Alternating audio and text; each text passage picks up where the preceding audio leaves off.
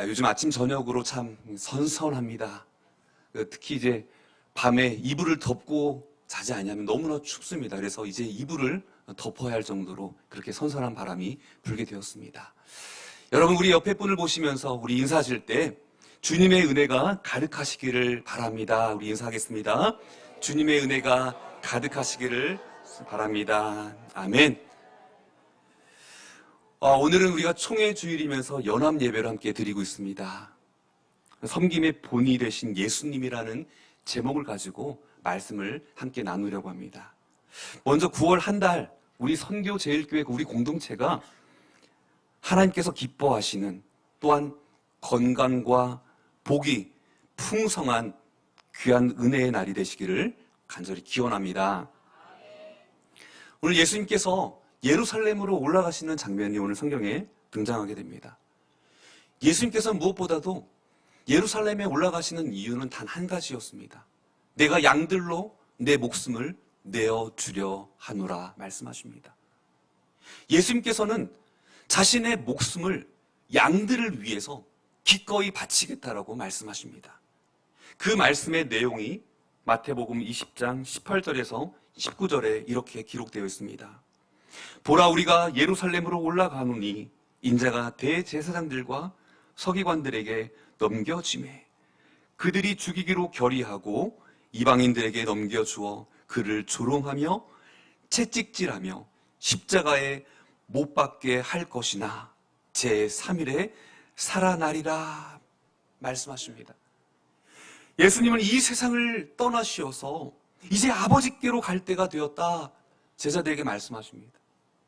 그러나 제자들은 여전히 예수님의 말씀을 온전히 깨닫는 제자들이 없습니다.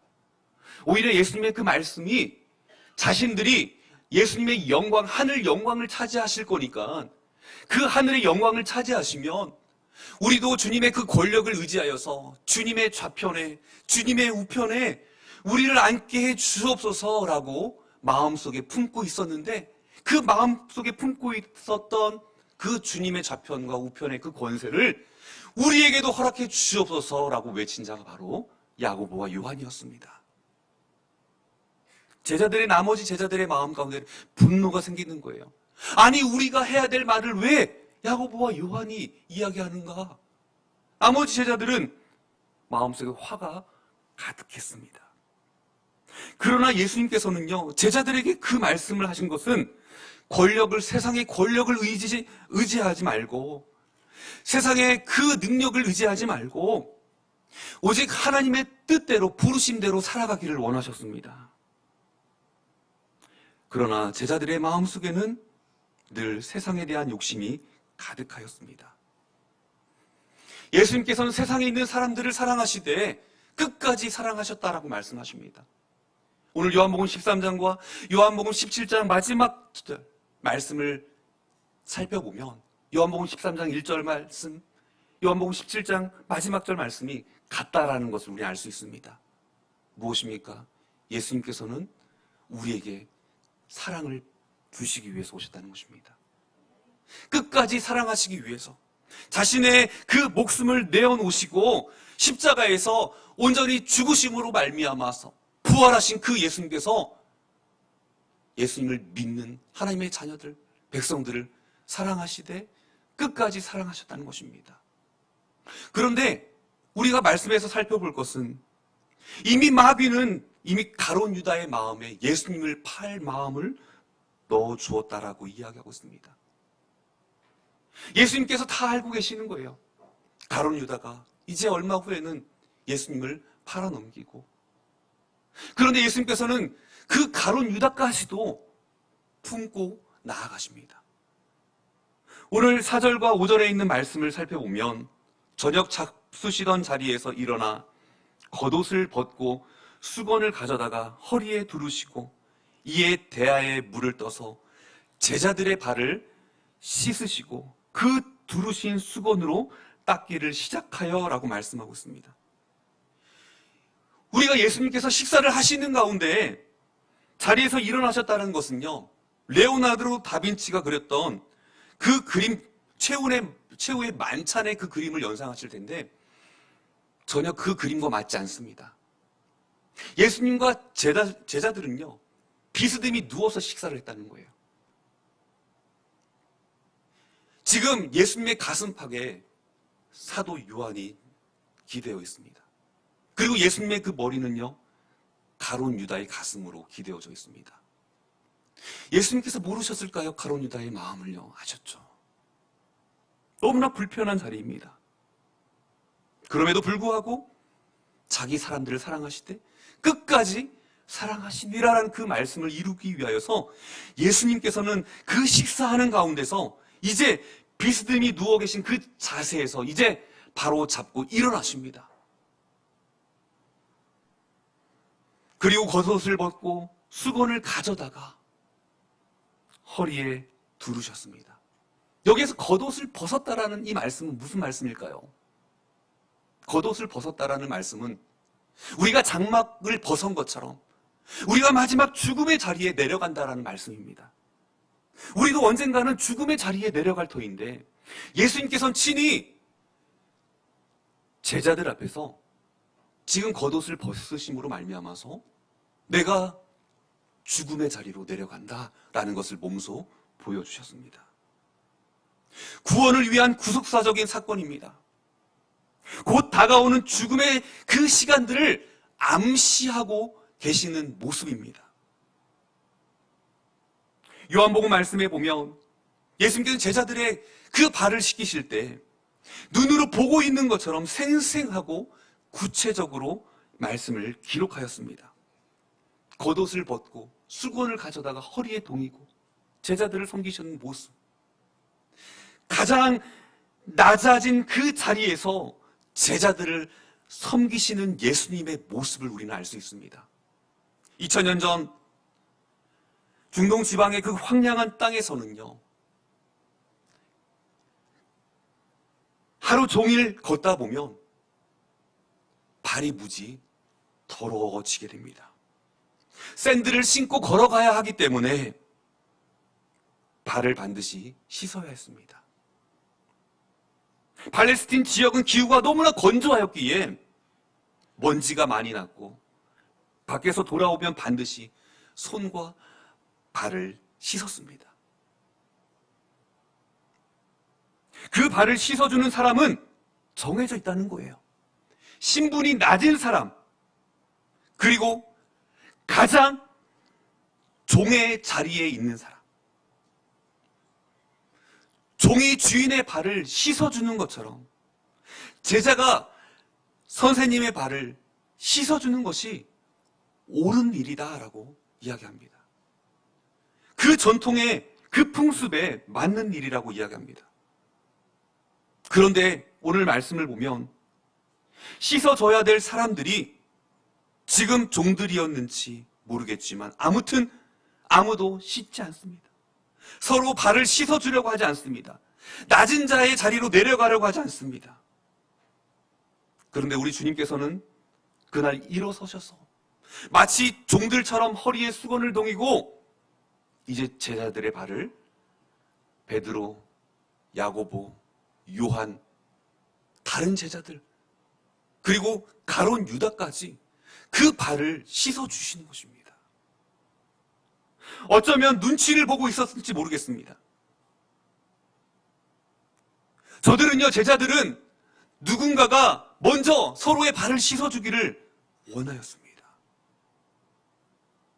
그런데 놀라운 사실은요, 우리 주님께서 제자의 발을 만지시고 씻겨주셨다는 거예요. 제자들은 깜짝 놀랐습니다. 왜 예수님께서 제자들의 발을 씻겨주셨습니까? 아무도 씻겨주지 않았다는 거예요. 아무도 씻으려 하지 않았습니다. 아니 서로 발을 내려놓고 씻어줘야 되는데 그 누구도 닦아주는 사람이 없었습니다. 왜 그랬을까요? 자신이 서로 높다라고 경쟁하였기 때문입니다.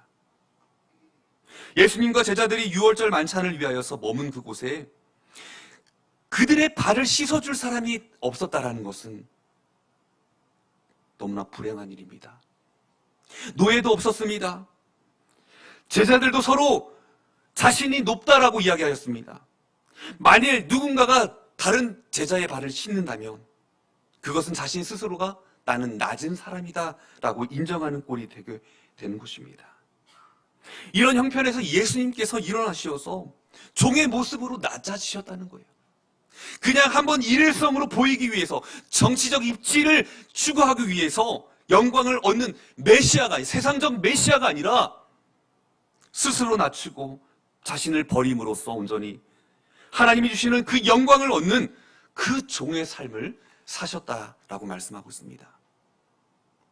갑자기 예수님께서 자리에서 일어나셔서 제자들의 발을 씻어주시니 제자들이 놀랄 수밖에 없는 거예요. 어안이 벙벙했습니다. 어쩔 줄 몰라 했어요. 그리고 나서 베드로의 차례가 되었습니다. 그는 주님께 말씀을 드립니다. 아닙니다, 주님. 제 발은 절대로 못 씻기십니다. 예수님의 손을 완강히 거부하였습니다. 예수님께서 하신 말씀이 무엇입니까? 내가 너를 씻어주지 않으면 너는 나와 상관이 없느니라 말씀하십니다. 여기에서 상관이 없다라는 이 말씀이 무엇일까요? 누가복음 15장에 나와 있는 둘째 아들이 아버지께 강력하게 요구하였던 분깃을 말하고 있습니다. 상속될 재산을 말하고 있는 거예요. 내가 너를 씻어주지 않으면 너는 나와 상관이 없다라는 말씀이 그 말씀이라는 뜻입니다. 하늘나라를 상속받지 못한다. 결국 이 베드로는 무엇이라고 이야기합니까? 기왕에 주님 씻어주시려거든 손도 머리도 씻어주시옵소서. 참 베드로의 다운 대답이에요. 저 더 씻어주세요. 더 많이 씻어주세요. 예수님께서 하신 말씀이 무엇입니까?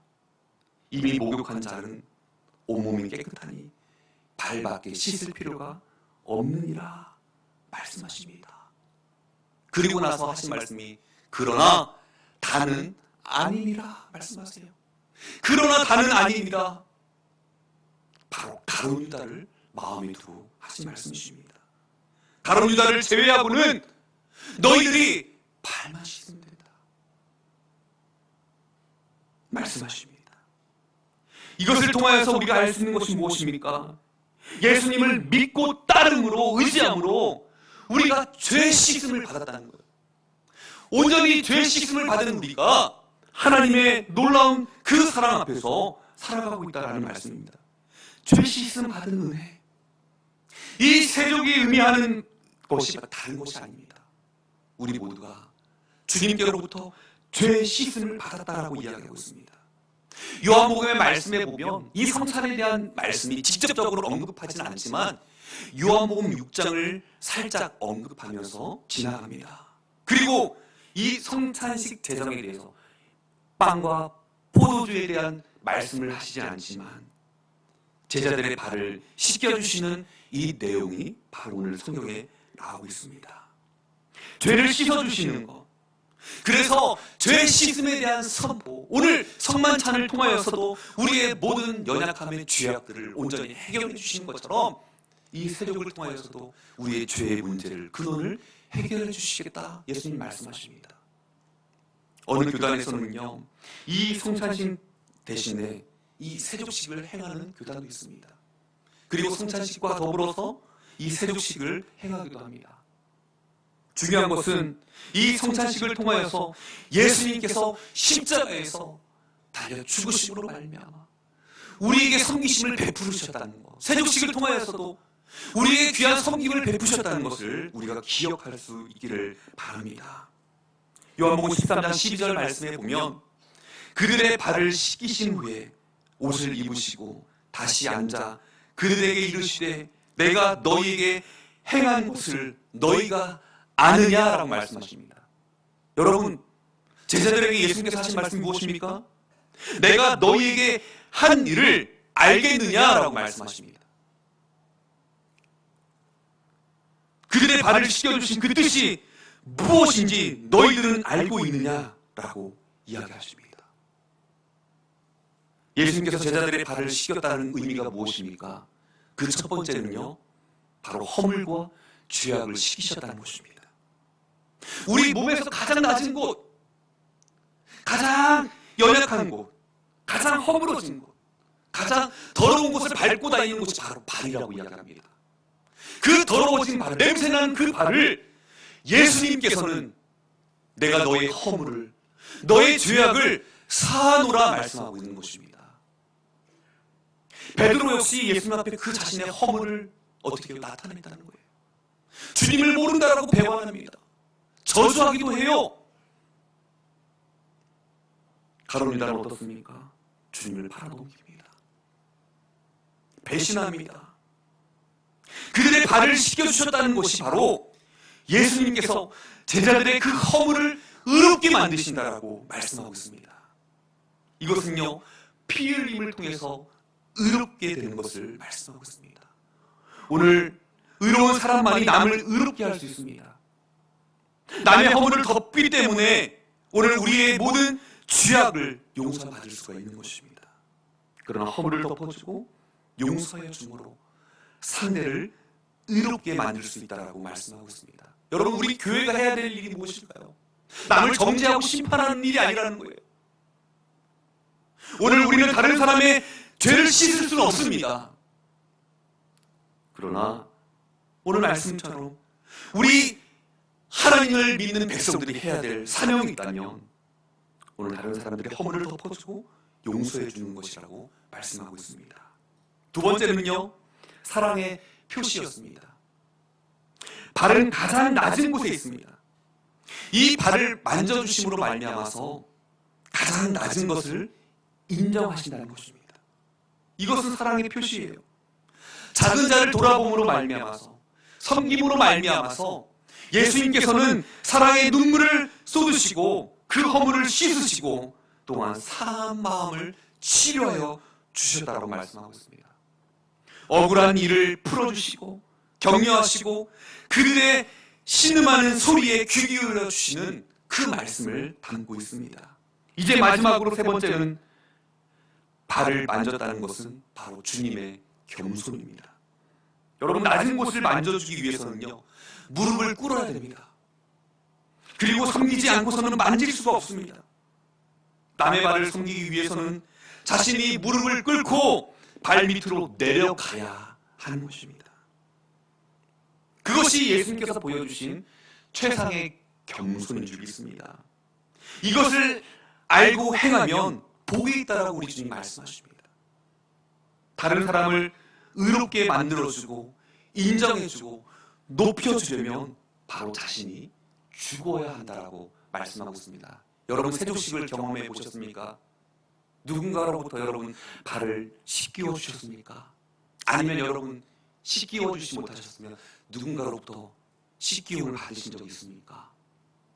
저는 역시 이 세족식을 통하여서 제 자신이 먼저 저의 발을 만져주고 씻겨주는 그 과정을 통해서 우리 주님께서 비록 사람을 통하여서 내 발을 만져주시고 씻겨주시지만 주님께서 내 발을 지금 눈물을 흘리며 씻겨주고 계시는구나.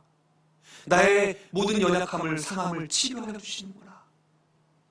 오늘 나의 상처도 아픔도 나의 고통도 주님께서 나의 죽을 것 같은 그 아픔, 괴로움도 주님께서 나를 지금 깨끗게 상처를 감싸 주시는구나. 주님의 그 손길이 닿는 그곳에 놀라운 회복의 역사가 나타나게 되는 줄 믿습니다. 여러분, 사랑은 여러분 머리로 하는 것이 아닙니다. 발로 하는 것입니다. 발의 정신으로 살아가는 것입니다. 모든 지체가 다 중요하지만 발은 중요하다라고 말씀하고 있습니다. 우리 자신이 낮아지고 죽어져야 한다라고 말씀하십니다. 요한복음 13장 14절 15절 말씀에 보면 내가 주와 또는 선생이 되어 너희 발을 씻었으니 너희도 서로 발을 씻어주는 것이 옳으니라. 내가 너희에게 행한 것 같이 너희도 행하게 하려 본을 보였노라. 주님이 우리에게 말씀하셨습니다. 제자들도 예수님을 본받아서 낮은 데로 내려가서 그리고 다른 사람들의 발을 씻어주라고 우리 주님은 섬김의 삶을 살아가라 말씀하십니다. 참된 선생님은요, 말로만 가르치는 게 아니에요. 행함으로, 삶으로서 보여주고 실천하는 것입니다. 제자들에게 말씀하셨을 때 가장 낮은 곳으로 섬겨라 라고 말씀하시면서 너희도 서로 발을 씻어주는 것이 옳으니라 라고 말씀하셨습니다. 여기에서 말씀하는 옳으니라 라는 말씀은 헬라어로요 오페일로라고 말씀하고 있습니다. 이 오페일로는요 빚을 지다라는 뜻입니다. 여러분, 빚을 졌으니 어떻게 해야 됩니까? 당연히 빚을 갚아야 되는 거 아닙니까? 성도는 예수님께서 우리에게 보여주신 제자들에게 발을 씻겨주신 것처럼 우리도 그 섬김의 사역을 해야 된다 말씀하십니다. 해도 되고 안 해도 되는 것이 아닙니다. 반드시 행해야 할 의무가 오늘 우리에게 있다라고 말씀하고 있습니다. 빚을 지는 사람은 어떻게 해야 됩니까? 그것을 반드시 갚아야 합니다. 예수님을 통하여서 하나님의 사랑을 받은 사람은요 섬김과 봉사를 통하여서 사랑의 빚을 지고 살아가는 자입니다. 예수님께서 제자들의 마음을 너무나 잘 알고 계셨어요. 그들의 마음을 살펴보니까 서로 자신이 높다라고 이야기하고 있습니다. 그리고 다투는 거예요. 야고보와 요한의 어머니 결국 아들들을 그 높은 자리에 요구하고 있습니다. 오늘 사람이기 때문에 어쩔 수 없었다, 내가 이해한다 말할 수 있을지 모르겠습니다. 그러나 이것은 우리가 용납해서는 안 됩니다. 그럴 수 있다라는 것 인간적인 생각이지 그렇게 해서는 안 된다라는 것이 바로 예수님께서 우리에게 명령하시는 말씀인 줄 믿습니다. 우리는 누구를 닮아야 됩니까? 예수님을 닮아야 됩니다. 우리는 누구를 닮아야 됩니까? 오늘 예수님의 성품, 신앙의 그 아름다움을 우리가 닮아야 될 줄 믿습니다. 그런데 많은 그리스도인들이 세상을 닮아가고 있어요. 내가 더 높다 라고 이야기합니다. 그렇게 해서는 안 된다라고 예수님께서는 말씀하십니다. 오늘 15절 말씀에서도요 내가 너희에게 한 것과 같이 너희도 이렇게 하라고 내가 본을 보여준 것이다 라고 말씀하십니다. 여러분, 여기서 본이라는 것이 무엇입니까? 이것은요 헬라어로요 휘포데이그마라고 합니다. 이 휘포데이그마는요 바로 눈앞에 놓아 보여준다는 말입니다. 눈앞에 놓여 보여준다라는 그 말은요 우리에게 삶을 닮아가도록 본을 보여준다는 말씀입니다.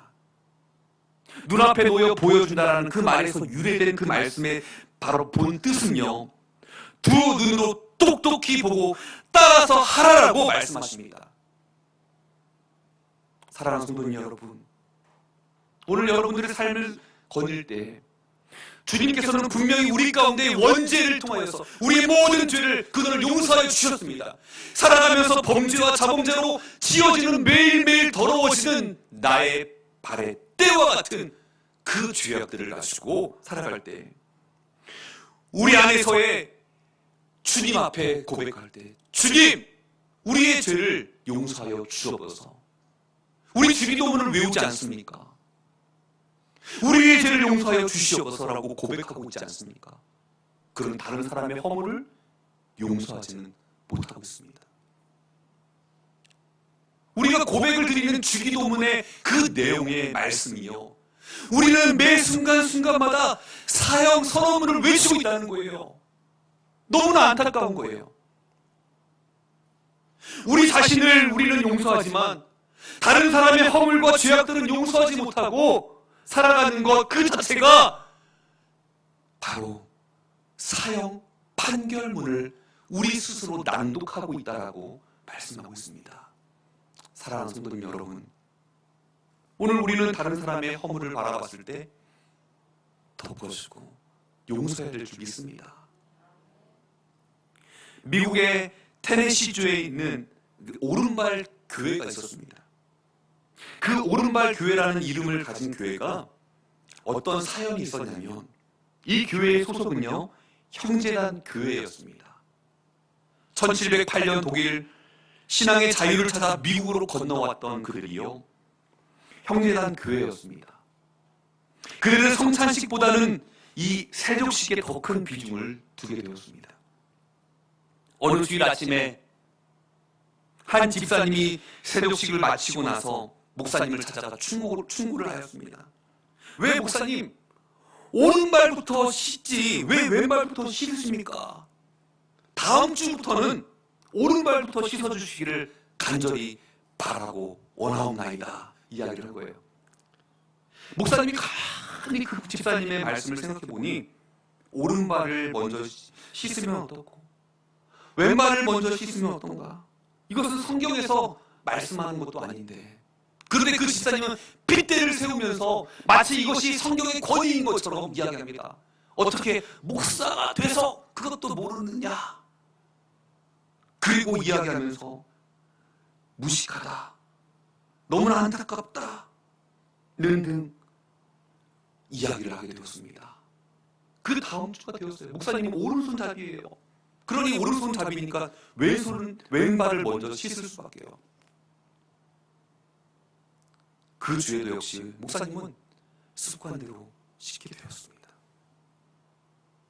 화가 난 이 집사님은요, 자기가 말해도 개선되어지지 아니하자 그만 성도들을요 어떻게 해요? 모아서 그 옆에 나가서 교회를 세웠습니다. 여러분, 예수님께서 오른발로 씻었는지 왼발로 씻었는지 먼저 그것이 논쟁거리가 되었다는 거예요. 교회 안에서 너무나 어처구니 없는 일입니다. 오늘 우리가 성도들이 살아가면서 이러한 모습이 오른발 교회만의 이야기일까요? 아니라는 거예요. 오늘 우리들의 이야기라는 거죠. 진리에 관한 문제에 관해서 너무나 힘을 소모하고 있습니다. 우리 교회의 그 모습을 바라봤을 때 우리는 예수님께서 보여주신 오른발이냐 왼발이냐라는 것이 아니라 예수님께서 죄를 씻어주심을 믿고 서로 섬기며 살아가라라는 그 말씀을 우리의 가슴에 새겨야 될 줄 믿습니다. 이 성찬식이든 세족식이든 여러분, 이 예식이 아무리 훌륭하였다 하더라도 예수님을 그리스도로 믿지 아니한다면, 예수님을 그리스도로 따르지 아니한다면 무슨 소용이 있겠습니까? 오늘 섬기신 예수님을 믿고 섬기는 모범을 따르시기를 주의 이름으로 축원을 드립니다. 오늘 말씀에 예수님은 섬김의 사실을 얼마나 강조하셨는지요. 오늘 16절과 17절에 이렇게 말씀하고 있습니다. 우리가 같이 봉독하겠습니다. 내가 진실로 진실로 너희에게 이르노니 종이 주인보다 크지 못하고 보냄을 받은 자가 보낸 자보다 크지 못하나니 너희가 이것을 알고 행하면 복이 있으리라. 아멘. 오늘 예수님께서 하신 말씀이 무엇입니까? 내가 진정으로 너희에게 이야기한다. 진실로 너희에게 말한다. 너무나 중요하기에, 간절하기에 예수께서 말씀하고 계시는 거예요. 너희가 이것을 알고 라고 말씀하십니다. 너희가 이것을 알고. 이 말씀이 무엇일까요? 오늘 주님은 철저히 나다주셨다는 거예요. 죽어주셨다는 거예요. 빌립보서 2장 5절로 8절 말씀에 보면 너희 안에 이 마음을 품으라. 곧 그리스도 예수의 마음이니 그는 근본 하나님의 본체시나 하나님과 동등됨을 취할 것으로 여기지 아니하시고 오히려 자기를 비워 종의 형체를 가지사 사람들과 같이 되셨고 사람의 모양으로 나타나사 자기를 낮추시고 죽기까지 복종하셨으니 곧 십자가에 죽으심이라. 이렇게 기록하고 있습니다. 사랑하는 성도 여러분, 예수님께서 친히 사람의 몸을 입으시고 인카네이션 하신 그 목적이 무엇입니까? 인자가 온 것은 많은 사람의 대속물을 주려 함이니라 라고 말씀하십니다. 섬김을 받으려 오신 것 아니라고 말씀하십니다. 오히려 섬기려 하고 라고 말씀하십니다. 여러분, 예수님의 삶 자체가 친히 낮아지시어서 또한 우리에게 본이 되어 주셨다라고 말씀하십니다. 제자들은 어떻습니까? 대접받기를 원합니다. 또한 제자들은요, 삶 가운데서 하나님의 나라를 위해서 살아가기보다는 자신의 뜻과 자기의 생각과 자기의 소견으로 가득 차 있어서 너무나 교만했다는 거예요. 예수님께서 친히 제자들의 발을 씻겨주신 것은 다른 것이 아닙니다. 바로 종이 주인보다 크지 못하고 보냄을 받은 자가 보낸 자보다 크지 못하다라고 말씀하십니다. 오늘 우리는 주님의 마음으로 살아가야 될 줄 믿습니다. 여러분, 이 말씀을 생각하면 성도님들이 많이 오해를 해요. 요한복음 14장 12절 말씀에 나를 믿는 자는 내가 하는 일을 그도 할 것이요 또한 그보다 큰 일도 하리라 말씀하십니다. 이 말씀을 어떻게 오해합니까? 주인이신 예수님을 무시하는 어리석은 일을 행한다는 거예요. 마치 자신의 일을 이루기 위하여서 예수님을 큰 일을 행하는 것처럼 가장하며 나아간다는 것입니다. 예수님께서 말씀하신 것은 그것이 아닙니다. 주님으로서 종들의 발을 씻어주시고 스승으로서 제자들의 그 모범을 보이신 그 예수님 앞에 우리가 어떠한 삶을 따라야 하며 또한 섬겨야 할 것인가를 말씀하고 있는 것입니다. 이것이 바로 신앙의 본질입니다. 여러분, 이 세상 가운데 최고의 복이 무엇인지 아십니까? 바로 하나님의 말씀을 기억하고 그 말씀대로 살아가는 것이 우리 인생 가운데 최고의 복인 줄 믿습니다. 예수님께서 말씀하십니다. 너희가 이것을 알고 행하면 복이 있으리라 말씀하셨어요. 오늘 스승이신 예수님의 교훈에 따라서 서로 섬기며 작고 연약한 이들을 섬기면서 살아갈 때 우리에게 복이 있다라고 말씀하십니다. 이 복은 무엇입니까? 이 헬라어로요, 마카리오스입니다. 그 마카리오스는요, 우리에게 주시는 영원한 복, 최고의 복을 말씀하고 있습니다. 그 복은요, 우리를 향하신 하나님의 크신 은혜가 우리의 삶을 높여주시겠다라고 말씀하고 있는 것입니다. 예수님은 사람들이 서로 섬김으로 복이 있기를 원하십니다. 그것을 통하여서 우리가 주님의 자녀됨을 통하여서 믿음으로 하루하루의 삶을 거닐 때 우리 주님께서 약속하시는 그 길을 우리도 걸어갈 수 있게 될 줄 믿습니다. 사랑하는 주의 백성들이 신앙의 깊이를 깨달아 주님께서 먼저 본이 되시고 또한 우리에게 행하신 귀한 섬김의 사역들을 우리 모두가 감당할 때 오늘 우리의 삶에 놀라운 주의 은혜가 또한 복이 임하게 될 줄 믿습니다. 기도하겠습니다.